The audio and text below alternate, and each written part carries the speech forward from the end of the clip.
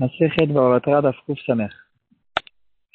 Notre Perek Et Pashut, il va traiter la halachot qui concerne les shtarot et les gitim, les actes de divorce et d'autres actes qu'on fait par écrit et comment on va les écrire exactement et pas mal d'halachot qui concernent justement les shtarot. Le Perek qui s'appelle Get Pashut, malgré qu'en général on emploie le terme get quand on fait référence à l'acte de divorce. Le Rashbam et Tosfot dans notre Sugya, ils expliquent au fait que le mot get ne veut pas forcément dire l'acte de divorce. Il fait référence au fait à tous les shtarot, tous les actes écrits, ils s'appellent get en araméen. Et là-dessus, on peut retrouver au fait plusieurs approches dans les Mefarshim. Il y a justement cette approche qu'on retrouve chez nous, dans le Rashbam et dans le Tosfot. On retrouve aussi dans Rashi, dans Masechet Gitin Afsamechhe. Il dit au fait que le mot get, ça veut dire un shtar. C'est quelque chose qui est écrit. C'est juste les gens qui ont pris l'habitude d'utiliser le terme get pour faire référence à l'acte de divorce. Et c'est quelque chose qui était déjà à l'époque, on voit que c'est quelque chose qui existait déjà à l'époque des Rishonim. Mais au fait, le mot get, littéralement, veut dire n'importe quel shtar. Et quand même, on peut retrouver qu'il y a pas mal d'explications dans les Mefarshim qui expliquent pourquoi le mot get, au fait, il fait référence à la séparation et à l'acte de divorce. Le Shiltei Giborim, au début de Masechet Gitin, il ramène un Yerushalmi qui raconte au fait qu'il y a une pierre qui se trouve quelque part dans le monde qui était connue au Chachamim de l'époque. Cette pierre, elle s'appelle Gita et elle a une nature très bizarre et très spéciale. Elle repousse toutes les pierres qui se trouvent autour d'elle. Elle se retrouve tout le temps toute seule. Et donc ici, on comprend pourquoi il n'y a pas de plus correct, plus apte d'utiliser le mot get pour faire référence à la séparation, à la famille qui se disperse les uns des autres. Et donc ici, on retrouve une explication sur le mot get en ce qui concerne, en faisant référence que au shtar du divorce. Il y a d'autres explications pourquoi le mot get il fait référence à l'acte de divorce. On peut retrouver dans les Rishonim une autre raison. Il y a une halakha qu'il faut écrire le get en 12 lignes. Et après cette halakha, on peut comprendre. Le mot get, gimel tet, c'est gematria 12. Et donc, on comprend pourquoi le mot get, il fait référence au get, au shtar qu'on utilise pour le divorce entre un mari et sa femme. Une autre explication nous donne le Maharit El-Ghazi, quelque chose d'incroyable. Et on voit ici la Géonou des Chachamim, même avant l'ordinateur, il connaissait ces choses-là. Il dit, pourquoi le mot get, c'est un mot qui a été choisi pour faire référence à l'acte du divorce. Il dit, les lettres Gimel et Tet, on ne les retrouve jamais ensemble dans le Tanakh. C'est des lettres qui ne se trouvent jamais l'une à côté de l'autre. Et c'est comme ça. On comprend très bien pourquoi les Chachamim ont choisi ce mot pour faire référence à la séparation. Encore quelque chose sur ce sujet de Rav Chaim Kanievsky.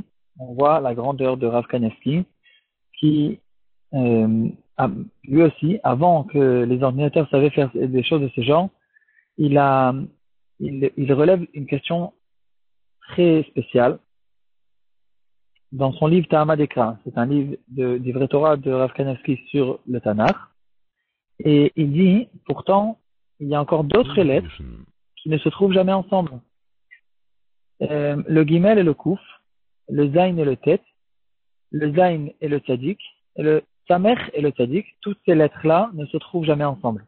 Alors pourquoi on a choisi que le Gimel et le Tet pour faire référence au get, au divorce? Pourquoi on n'a pas choisi, pourquoi on appelle ça par exemple, on n'appelle pas ça par exemple Gek ou bien Zet? C'est des lettres aussi qui ne se trouvent pas ensemble.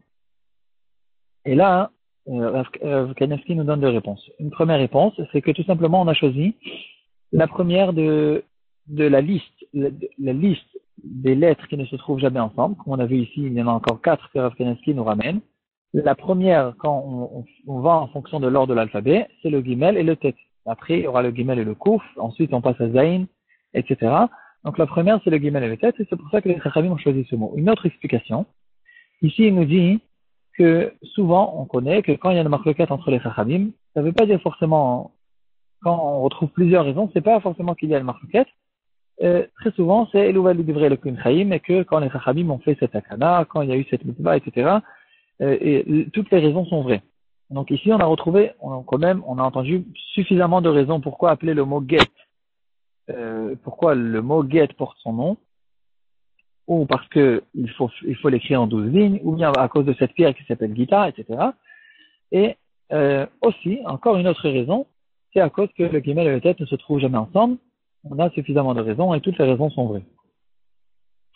Pour finir, justement, sur cette halakha, il faut écrire la lettre, le get, il faut l'écrire en 12 lignes. Est-ce qu'un get qui n'a pas été écrit en 12 lignes, il est quand même kasher ou pas? Le Rama, dans Even Haezer Siman Kuf Kafé Seifud Bet, il dit que le get il est kasher, malgré qu'il faut l'écrire en 12 lignes. S'il n'y a pas de possibilité d'écrire un autre get, le get il est kasher. En s'appuyant sur l'avis du Rashba, qui dit que le get il est kasher dans ce cas-là, même d'après le Rashba, on dirait que c'est même a priori on a le droit de le faire, et c'est que les quatre là, on préfère le faire, mais c'est pas obligatoire.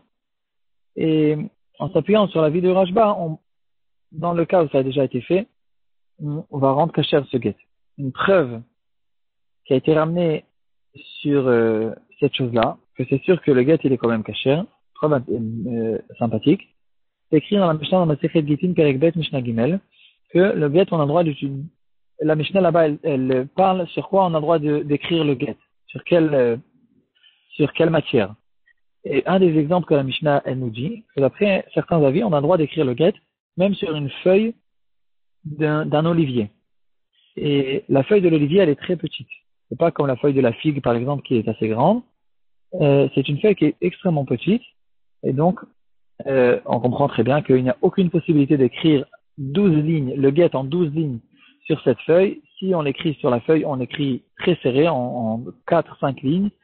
Et donc c'est impossible d'écrire en 12 lignes. Donc ici on voit clairement que le get, que dans le cas où ça n'a pas été écrit avec 12 lignes, même si on l'a écrit en quelques lignes, c'est quand même kasher v'diavad. C'est quelque chose fait d'ailleurs que j'ai même essayé personnellement. Quand j'étudiais ma Masechet Gittin, j'ai cueilli une feuille d'un olivier et j'ai écrit là-dessus tout le nosar du get.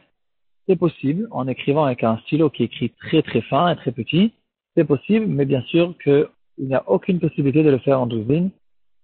Voilà une des preuves pourquoi, comme quoi c'est quand même kasher v'diavad dans le cas où ça a été fait.